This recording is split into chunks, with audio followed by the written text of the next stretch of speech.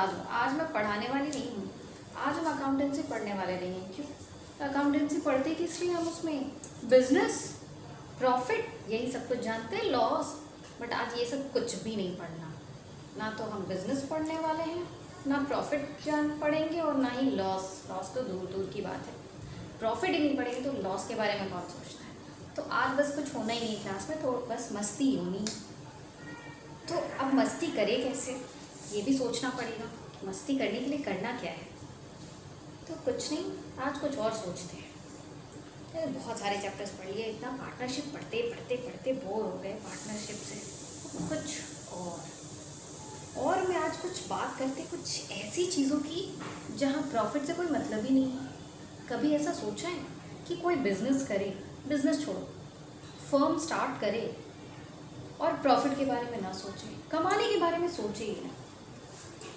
ऐसा हुआ है अभी आसपास, कभी किसी को देखा है ऐसा करते कि पैसे खर्च कर रहे हैं, पैसा लगा रहा है, लेकिन उससे कुछ कमाना नहीं है। ऐसा होता है, कुछ लोग ऐसा करते हैं, फर्म खोल लेते हैं या कोई ऑर्गेनाइजेशन भी शुरू कर देते हैं, लेकिन इंस्टीट्यूशन स्टार्ट कर देते हैं, लेकिन क्या है, पैसे नहीं कमाना है उनको। वो तो अपनी सेटिस्फैक्शन चाहते हैं, मन की शांति।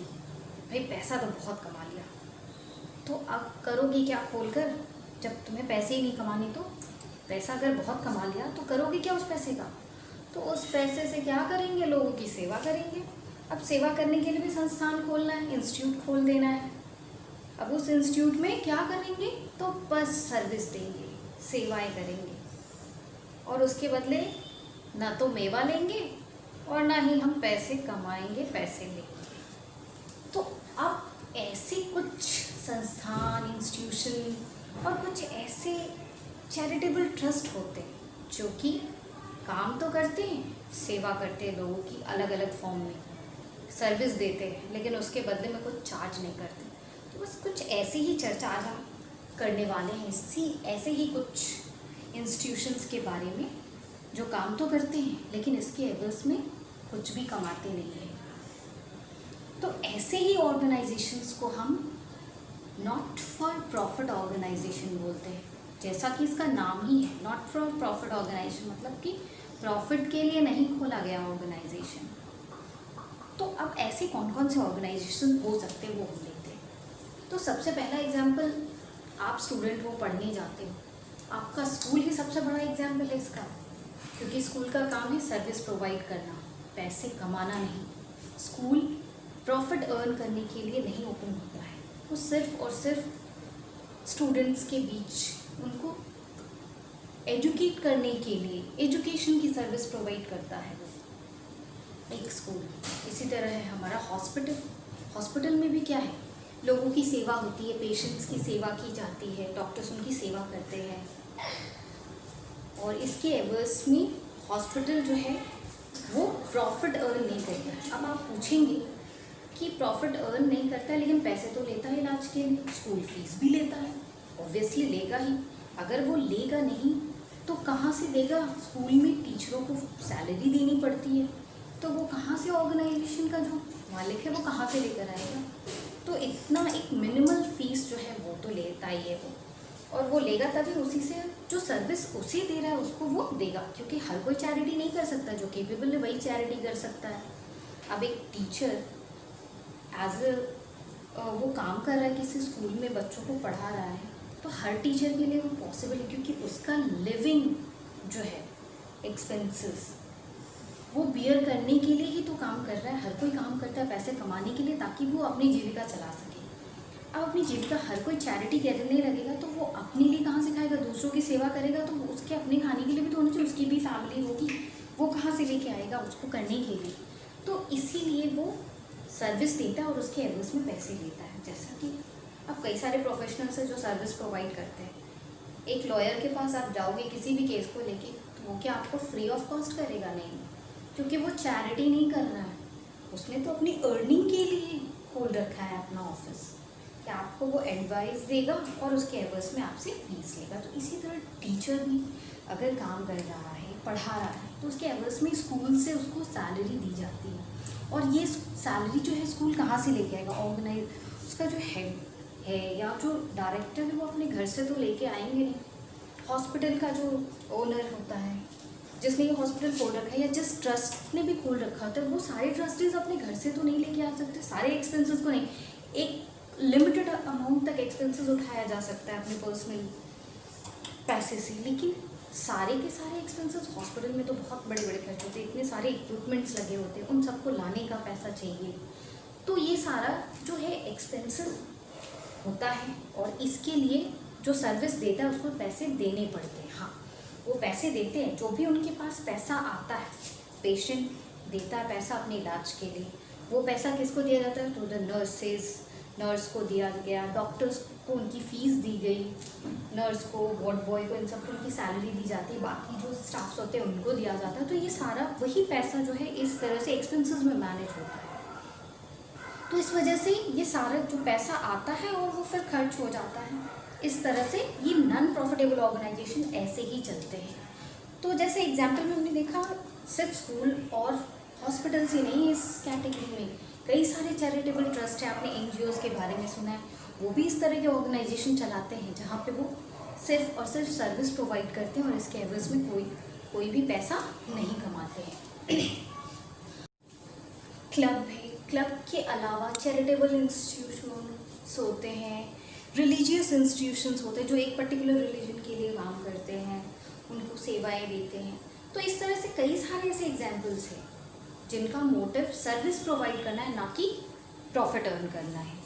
तो ऐसे ही ऑर्गेनाइजेशंस को हम नॉट फॉर प्रॉफिट ऑर्गेनाइजेशन बोलते हैं, शॉर्ट में हम इसको NPO भी बोलते हैं। तो अब ये जो NPO वाले ऑर्गेनाइजेशन हैं, अब ठीक है ये पैसे नहीं कमा रहे हैं, लेकिन ये अपने यहाँ सर्विस देने वाले लोगों को, जैसे कि स्कूल टीचर को सैलरी देता है, हॉस्पिटल जो ट्रस्ट वो क्या करता है, डॉक्टर्स को, नर्सेस को सैलरी देता है या उनकी फ़ीस देता है। ऐसे कई सारे जितने भी ऑर्गेनाइजेशन सब एक दूसरे को उनकी सर्विस के लिए पैसे तो देते हैं, भले वो ऑर्गेनाइजेशन प्रॉफिट नहीं अर्न करते, लेकिन अगर वो जिन लोगों से काम ले रहा है उसके एवज में उसे पैसे तो देने ही हैं। तो ये पैसा देना, ये पैसा आना भी चाहिए।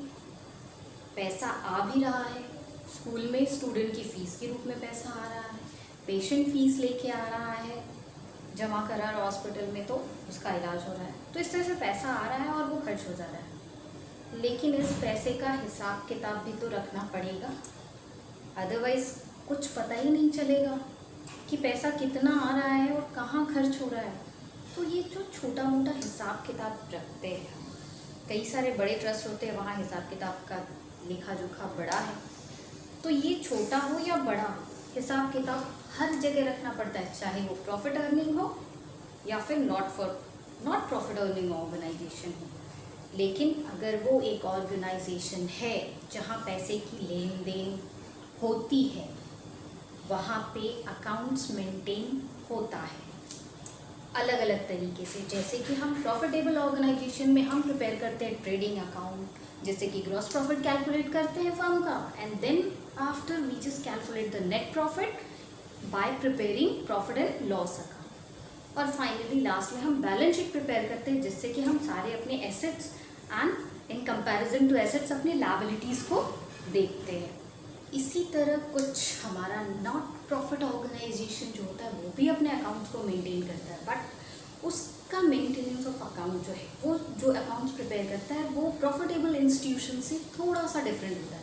बैलेंस शीट यहाँ पे प्रिपेयर होता है क्योंकि इन इंस्टीट्यूट्स और चैरिटेबल ट्रस्ट के पास भी कुछ एसेट्स होते हैं और इनकी भी कुछ लायबिलिटीज़ होती है, इसलिए ये भी बैलेंस शीट प्रिपेयर करते हैं। इसके साथ साथ इनके पास जो पैसा आता है और खर्च होता है, इसके लिए वो कोई प्रॉफिट एंड लॉस अकाउंट नहीं प्रिपेयर करते। वो इसलिए नहीं प्रिपेयर करते क्योंकि उन्हें at the end of the year उनको कोई भी प्रॉफिट नहीं कैलकुलेट करना होता है या ये नहीं जानना होता है उनका प्रॉफिट क्या हुआ। ये लोग एज अ अकाउंट प्रिपेयर करते हैं अपने लिए, receipt and payment account, income and expenditure account, and then finally the balance sheet. तो ये तीन चीज़ें यहाँ पे प्रिपेयर होती हैं। ट्रेडिंग PL की जगह हम प्रिपेयर करते हैं इनकम एंड एक्सपेंडिचर अकाउंट, जो कि इक्वल होता है प्रॉफिट एंड लॉस अकाउंट। एक नॉन प्रॉफिटेबल ऑर्गेनाइजेशन अपने इनकम और एक्सपेंडिचर अकाउंट को प्रिपेयर करता है और एक प्रॉफिटेबल ऑर्गेनाइजेशन अपने प्रॉफिट एंड लॉस अकाउंट को प्रिपेयर करता है। बाकी balance sheet already I have tell, अभी बताया मैंने कि बैलेंस शीट ये दोनों ही प्रिपेयर करते हैं, क्योंकि दोनों को ही अपने एसेट्स और लायबिलिटीज़ को जानना होता है कि एक अकाउंटिंग ईयर एंड होने के बाद लास्ट में क्या एसेट्स और क्या लायबिलिटीज़ है। अब इसके बाद हम बात करते हैं, ये तो एनपीओ क्या होता है, क्या क्या एग्जाम्पल्स है ये जान लिया। अब इसके कुछ फीचर्स भी जान लेते हैं कि एनपीओ के फीचर्स क्या हैं। तो फीचर्स की अगर मैं बात करूँ तो सबसे पहले इसमें आता है कि इसका मेन एम क्या है।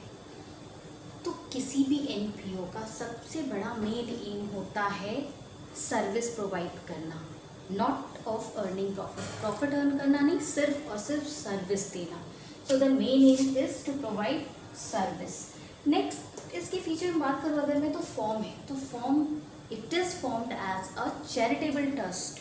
ये एक चैरिटेबल ट्रस्ट की तरह इसको स्टार्ट किया जाता है, और ये चैरिटेबल ही ट्रस्ट होता है जहाँ सिर्फ और सिर्फ चैरिटी होती है, सर्विस दिया जाता है। अब मैनेज्ड बाय, तो इसको मैनेज कौन करता है? इसका मैनेजमेंट जो है वो करता है इलेक्टेड मेंबर्स, सभी मेंबर्स के बीच में जिसको सेलेक्ट किया जाता है, जिसका इलेक्ट, उसके द्वारा ही इस ट्रस्ट को मैनेज किया जाता है।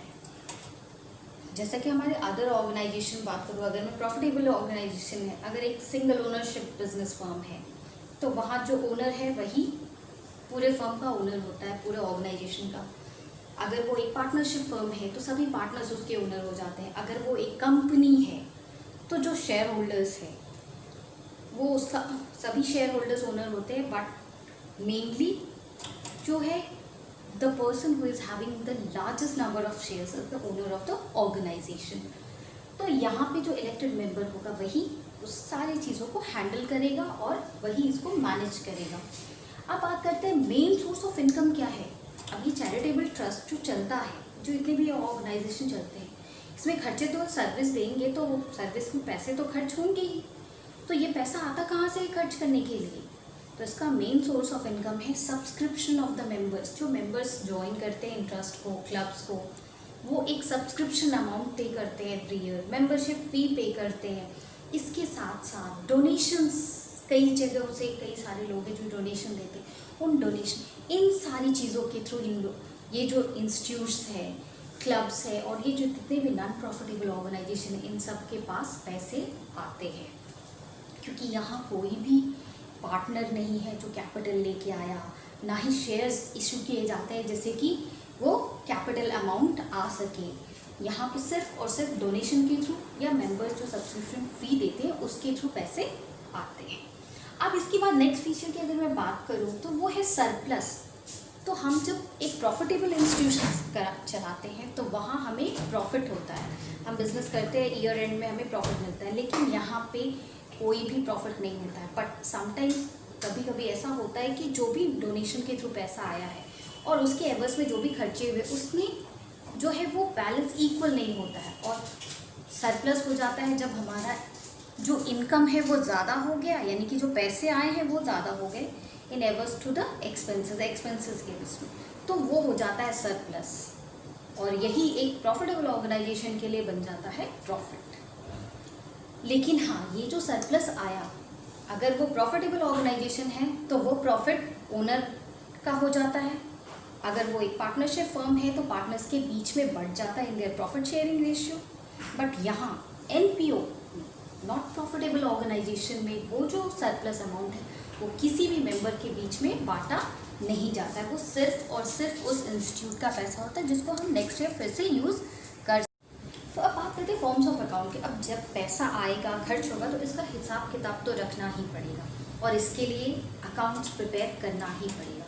तो यहाँ पे जो अकाउंट्स प्रिपेयर हम करेंगे वो होगा 3 चीज़ें, वो है income and expenditure account, receipts and payment account and balance sheet. ये 3 चीज़ें यहाँ प्रिपेयर होती हैं, एक एक करके जिसके बारे में हम पढ़ेंगे। तो आज मैं आपको सिर्फ एक चीज़ ही और बताऊँगी, ज़्यादा देर बोर नहीं करूँगी आज की क्लास में। तो एक में आज हम बात करेंगे अपनी income and receipt and payment account की। रिसिप्ट एंड पेमेंट होता क्या है? तो अगर मैं नाम से अगर मैं बताऊँ तो रिसिप्ट यानी कि कुछ मिलना, पेमेंट यानी कि जो हम देने वाले हैं या खर्च कर रहे हैं। तो रिसीप्ट और पेमेंट अगर मीनिंग से देखा जाए तो पैसा आ रहा है जो रिसीव हो रहा है, और दूसरा पेमेंट जो जो हम दे रहे हैं किसी को या पे कर रहे हैं या जो खर्चे कर रहे हैं वो हो गया पेमेंट। तो नेचर वाइज ये जो अकाउंट है इसको ये just like a summary of cash book, जैसा कि कैश बुक में आपने पढ़ा है कि हम एक साइड उसमें एक्सपेंसेस दिखाते हैं और एक साइड जो भी पैसा आता है, कैश आता है हमारे पास, वो शो करते हैं। तो ये भी कुछ ऐसा ही है, समरी ऑफ कैश बुक। इसको समरी ऑफ कैश बुक इसलिए कहा गया है क्योंकि यहाँ पे हम कैश बुक जब प्रिपेयर करते थे तो वो सिर्फ 1 ईयर के लिए होता था, बट यहाँ पे कुछ प्रीवियस ईयर्स के अकाउंट भी होते हैं, प्रीवियस ईयर्स का सब्सक्रिप्शन भी होता है, तो इसीलिए हम इसको समरी ऑफ कैश बुक की तरह भी बोलते हैं। अब अगर नेचर की मैं बात करूँ तो receipt and payment account is real in nature. ये रियल अकाउंट होता है नेचर वाइज, इसी वजह से हम यहाँ रियल अकाउंट का रूल फॉलो करते हैं, debit what comes in and credit what goes out. इसके बाद यहाँ पे हम इसको प्रिपेयर करते हैं at the end of the financial year. यहाँ पे जो भी अकाउंट हम प्रिपेयर करें, रिसीप्ट एंड पेमेंट अकाउंट किसी भी ट्रस्ट का, किसी भी चैरिटेबल ट्रस्ट हो, स्कूल हो या फिर हॉस्पिटल, इस तरह की कोई भी नॉन प्रॉफिटेबल ऑर्गेनाइजेशन का at the end of financial year receipt and payment तैयार होता है। और इस वजह से भी इसको हम समरी बोलते हैं क्योंकि कैश बुक तो मे बी हम मंथली भी प्रिपेयर करते हैं डेट वाइज क्रोनोलॉजिकल ऑर्डर में, बट यहाँ at the end of the year ये प्रिपेयर होता है। ये शुरुआत जो होती है रिसीप्ट एंड पेमेंट अकाउंट की, इसके हम स्टार्टिंग करते हैं from the opening balance of cash in hand और कैश इन बैंक। हमारे हाथ में जितना कैश रहा या हमने बैंक में जो डिपॉजिट कर रहा था, और just exactly same as the cash book में हम करते हैं। वे ओपनिंग बैलेंस लिखते हैं, जो भी कैश इन हैंड होता है या कैश बैंक होता है उसको बैंक कॉलम में दिखाते हैं। तो यहाँ पे cash bank double column cash book की तरह ये नहीं है कि यहाँ 2 कॉलम बनाए, तो एक ही कॉलम होता है अमाउंट का। तो कोई ज़्यादा कन्फ्यूजन ना हो उसके लिए पहले मैं आपको फॉर्मेट ही दिखा देती हूँ कि रिसीप्ट एंड पेमेंट का फॉर्मेट कैसा होता है। तो फॉर्मेट जस्ट ऐसा है जिसमें 4 कॉलम्स हैं, 1, 2, 3 एंड 4। डेबिट साइड हमारा ऑलरेडी जैसे उस साइड होता है और इस साइड हमारा क्रेडिट साइड है।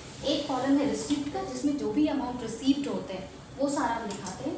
उसके बाद उसके अमाउंट का कॉलम है जिसमें जो अमाउंट रिसीव हुआ जितना, यहाँ हम उसका कैटेगरी लिखते हैं और यहाँ अमाउंट लिखते हैं। इसके बाद पेमेंट्स की बात आती है तो जिस कैटेगरी में हम पेमेंट करते हैं यहाँ पेमेंट और फिर वहाँ पेमेंट की अमाउंट दिखाते हैं। तो this is the format of receipt and payment. अब फॉर्मेट में जो भी opening balance cash in hand होगा वो यहाँ हम डेबिट साइड दिखाएंगे रिसीट में, cash in hand opening balance, यहाँ अमाउंट दिखा देंगे, चाहे वो बैंक में हो या हाथ में। अब इसके क्रेडिट साइड में हम दिखाते हैं जो भी पेमेंट्स होता है वो हमारा यहाँ क्रेडिट साइड में शो करते हैं, और जो भी रिसीप्ट्स होगा अमाउंट का वो हम दिखाएंगे डेबिट साइड में। तो इस तरह से हमारा रिसीप्ट एंड पेमेंट अकाउंट बनता है। अब इस रिसीप्ट एंड पेमेंट अकाउंट को बनाने का पर्पज़ क्या है, क्यों बनाते हैं हम इसको? तो इसको बनाने का सिर्फ और सिर्फ यही पर्पज़ है कि जैसे हम स्टार्ट करते हैं इसमें opening balance of cash in hand या कैश एट बैंक से, तो at the year and last में हमारे पास ऑर्गेनाइजेशन के पास कैश इन हैंड कितना बचा है या कैश एट बैंक कितना बचा है वो कैलकुलेट करते हैं हम इसके थ्रू, इस अकाउंट के थ्रू हमें यही पता चलता है। और हम इसके हेल्प से प्रिपेयर करते हैं इनकम एंड एक्सपेंडिचर अकाउंट, जो कि हम इसके बाद पढ़ने वाले हैं। आज हम सिर्फ रिसीप्ट एंड पेमेंट के बारे में ही जानेंगे। तो बिफोर एंडिंग दिस वीडियो एक बार मैं रिव्यू करना चाहूँगी कि आज की इस वीडियो में क्या क्या हमने सीखा है। वैसे तो सीखना कुछ भी नहीं था, लेकिन नॉन प्रॉफिटेबल ऑर्गेनाइजेशन की जब बात हुई है तो उसमें सबसे पहली बात कि इसके एग्जाम्पल्स देखते हैं वो ऑर्गेनाइजेशन जिसका काम प्रॉफिट अर्निंग नहीं है, सिर्फ और सिर्फ सर्विस प्रोवाइड करना होता है। और इसके एग्जाम्पल्स में है स्कूल, हॉस्पिटल्स, लाइब्रेरीज, क्लब, ये सारे। अब इसकी जो मेंबर्स, जैसे कि एक पार्टनरशिप फर्म में पार्टनर्स उसके मेंबर्स होते हैं, वैसे ही यहाँ पे मेंबर्स मिलके चलाते हैं। और इस ऐसे सारे इंस्टीट्यूशंस में पैसा कहाँ से आता है, क्योंकि यहाँ भी पैसा आता है और खर्च होता है। ये लोग जब सर्विस प्रोवाइड करते हैं, जब भी हम कोई सर्विस प्रोवाइड करेंगे तो उसमें पैसे ज़रूर, मैक्सिमम ऐसे काम है जहाँ पे पैसे खर्च होते हैं, तो खर्च करने के लिए पैसा आना भी चाहिए। भले ही इसका मोटिव प्रॉफिट अर्न करना ना हो, लेकिन अगर सर्विस प्रोवाइड कर रहे हैं तो वो किसी न किसी रूप में पैसा आना चाहिए और तभी जाके वो खर्च हो सकता है। तो पैसा आएगा कहाँ से? तो पैसा यहाँ इन सारे इंस्टीट्यूशन में पैसा आता है थ्रू द डोनेशन, कई सारे इंस्टीट्यूट है, लोग हैं जो डोनेशन देते हैं, उसके साथ साथ जो मेंबर्स होते हैं वो सब्सक्रिप्शन के रूप में पैसा लेके आते हैं। एवरी ईयर वो सब्सक्रिप्शन अमाउंट देते हैं। डोनेशन है, सब्सक्रिप्शन अमाउंट, गवर्नमेंट कभी कभी कुछ चैरिटी करती है, कुछ पैसे फंड वगैरह देती है, इस तरह से पैसे आते हैं। तो ये सारे इंस्टीट्यूट इस तरह से पैसे कलेक्ट करते हैं और फिर उसको जो है वो सारी खर्च करते हैं। अब इन सभी चीज़ों को, ये सारी चीज़ का हिसाब रखने के लिए अकाउंट मेंटेन करना बहुत ज़रूरी है। तभी जाके जो भी पैसा आ रहा है वो कितना खर्च हुआ, उसमें से कुछ बचा या नहीं बचा, ये जाना जा सकता है। तो इस सब चीज़ों को जानने के लिए 3 तरह के अकाउंट्स यहाँ प्रिपेयर होते हैं। एक होता है रिसीप्ट एंड पेमेंट अकाउंट, और इनकम एंड एक्सपेंडिचर, और फाइनली बैलेंस शीट, जिससे कि बैलेंस शीट के थ्रू जानते हैं कि लास्ट में ईयर एंड में क्या एसेट्स बचे हैं फर्म के पास और क्या सारी लायबिलिटीज़ हैं। तो जनरली जैसे प्रॉफिटेबल ऑर्गेनाइजेशन का होता है बैलेंस शीट, उसी तरीके से यहाँ पे भी होता है, बस एसेट्स डिफरेंट होते हैं वैसे इंस्टीट्यूट से। और यहाँ पे हम कोई भी ट्रेडिंग या प्रॉफिट एंड लॉस अकाउंट नहीं प्रिपेयर करते, because profit and loss account सिर्फ और सिर्फ इसलिए हम प्रिपेयर करते हैं ताकि हम ईयर एंड में ये जान सकें कि फर्म ने कितना प्रॉफिट अर्न किया है या फिर कितना लॉस। और क्योंकि यहाँ पे ऐसे फर्म का मोटिव ही नहीं है प्रॉफिट अर्न करना, इसीलिए यहाँ पे ना तो ट्रेडिंग अकाउंट और ना profit and loss account prepare करना है। तो स्टूडेंट, आई थिंक कि आज की ये वीडियो आपके लिए काफ़ी इंटरेस्टिंग रही होगी और आपने काफ़ी कुछ सीखा कि अगर अकाउंट्स सिर्फ और सिर्फ प्रॉफिट अर्निंग या बिजनेस फर्म के बारे में ही नहीं बताता है, अकाउंट्स वहाँ भी प्रिपेयर किए जाते हैं जहाँ पे ऐसे इंस्टीट्यूट जिनका मोटिव प्रॉफिट अर्न करना नहीं होता है, उनकी वो लोग भी अकाउंट्स प्रिपेयर करते हैं। और वो कैसे प्रिपेयर करते हैं ये भी जाना, और क्या क्या चीज़ें वहाँ प्रिपेयर होती हैं, कैसे वहाँ पैसे आते हैं। तो बाकी के लिए मैं छोड़ती हूँ for the next video. So keep on watching my videos and wait for the next video. Very soon I'll come with the next part of this chapter. Thanks for watching this video. Thank you.